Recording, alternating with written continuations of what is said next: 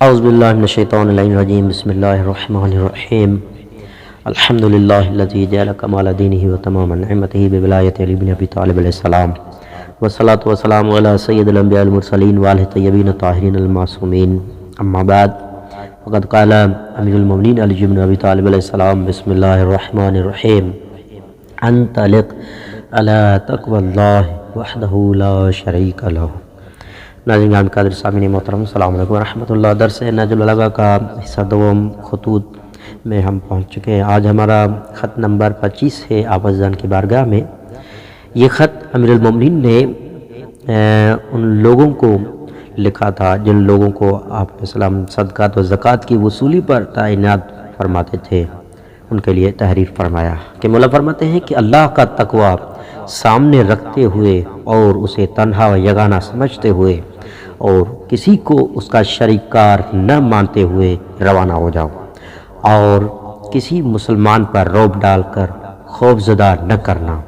اور گراں گزرنے والے طریقے سے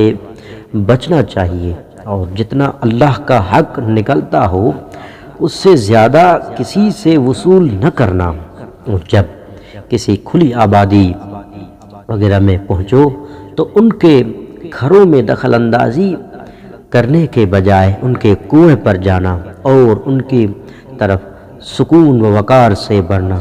ان کے درمیان ٹھہر کر ان سب کو سلام کرنا، اور دیکھو سلام و آداب اور پیاری توجہ دینے سے کسی طرح کی کسر نہ چھوڑنا۔ پھر ان سے اس طرح بات شروع کرنا کہ اے بندگان خدا، مجھے تمہارے پاس اللہ کے ولی اور اس کے خلیفے نے اس لیے بھیجا ہے کہ تمہارے اموال میں جو اللہ کا حق ہو تم سے لے لوں، چنانچہ اگر تمہارے اموال میں تمہارے ہی علم کے مطابق اللہ کا کچھ حق ہو تو اسے اللہ کے ولی کو ادا کر دو، اور اگر کہنے والا یہ کہے کہ میرے ذمہ اللہ کا اس وقت کوئی حق نہیں ہے تو اس سے دوبارہ کوئی سوال جواب نہ کرنا، اور اگر کوئی اللہ کی نعمت پانے والا تم پر بھی انعام کرنا چاہے تو تم اس کے ساتھ اس طرح جاؤ کہ نہ اسے ڈراؤ، نہ تنبیہ، نہ دھمکی، اور نہ اس پر سختی ہونے پائے، نہ اسے تکلیف پہنچے، چنانچہ سونا چاندی اور جو بھی اور جتنا بھی وہ دے دے لے لینا۔ پھر اگر اس کے پاس گائیں، بکریاں یا اونٹ ہوں تو ان میں سے ان کی اجازت کے بغیر داخل نہ ہو جانا، کیونکہ ان کا بڑا حصہ تو اسی کا ہے، اور جب اجازت کے بعد ان کے غول میں داخل ہونا تو تمہارا داخلہ ایسا نہ ہو گویا تم اس پر مسلط ہو، اور نہ یہ کہ تمہیں ان پر تشدد کرنے کا حق حاصل ہے، اور نہ جانوروں کو بھڑکانا اور نہ ڈرانا، اور نہ اپنے سخت رویے سے مالک کو دکھ پہنچانا، اور جتنا مال ہو اس کے 2 حصے کر دینا، اور مالک کو مختار بنا دینا کہ وہ دونوں میں سے جو حصہ بہتر خیال کرے لے لے، اور جب وہ کوئی حصہ انتخاب کر لے تو اس کے انتخاب پر اعتراض نہ کرنا، پھر بقیہ حصے کے 2 حصوں کر دینا، پھر مالک کو مختار بنا دینا کہ وہ جو حصہ بہتر سمجھے وہ لے لے، چنانچہ جب وہ پھر کوئی سا حصہ چن لے تو تم کوئی اعتراض نہ کرنا، لہذا تم اسی طرح اپنے حصے میں آنے والے حصے کو 2 حصے کرتے جاؤ اور اس کا پسند کردہ حصہ بلا اعتراض چھوڑتے جاؤ، یہاں تک کہ وہ آخری حصہ رہ جائے جو اللہ کے حق کو پورا کرتا ہے، چنانچہ اس میں سے اللہ کا حق تم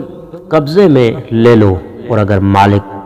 اب تک کی ساری تقسیم کو ناپسند کر دے تو تم بھی اسے رد کر دو اور تمام مال کو دوبارہ ملا جلا دو، پھر حسب سابق تقسیم کار عمل درآمد شروع کر کے آخر تک آؤ اور اللہ والا حصہ نکال لو، اور اگر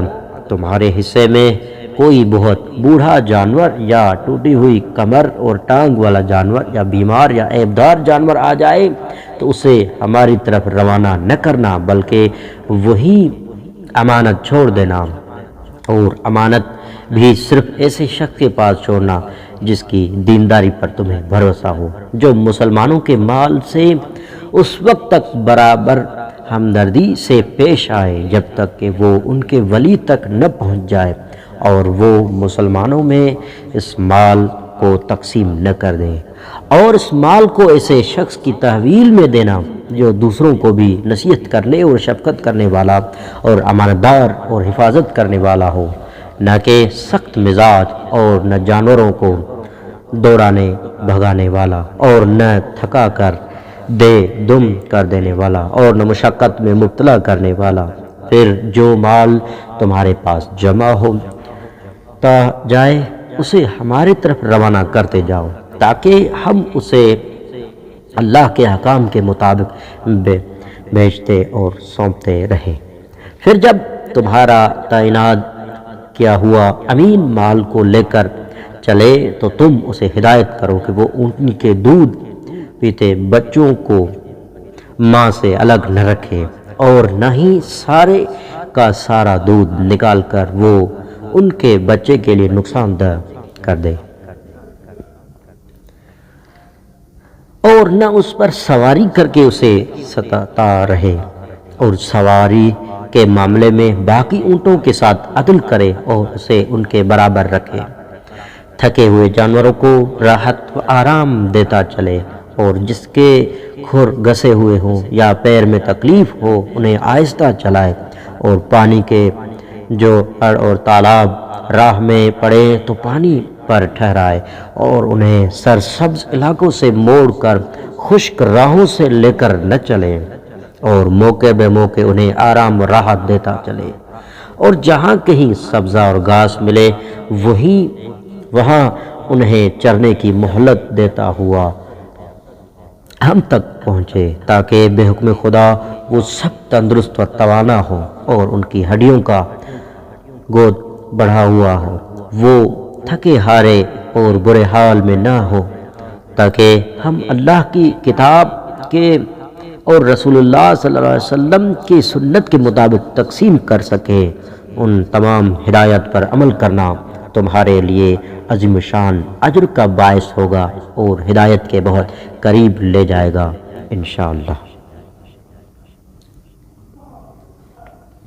خط نمبر 26۔ یہ خط امیر المومنین علی بن ابی طالب علیہ السلام نے جو ہے ایک گورنر کے نام جسے صدقات وصول کرنے پر تعینات کیا تھا لکھا ہے۔ اس خط میں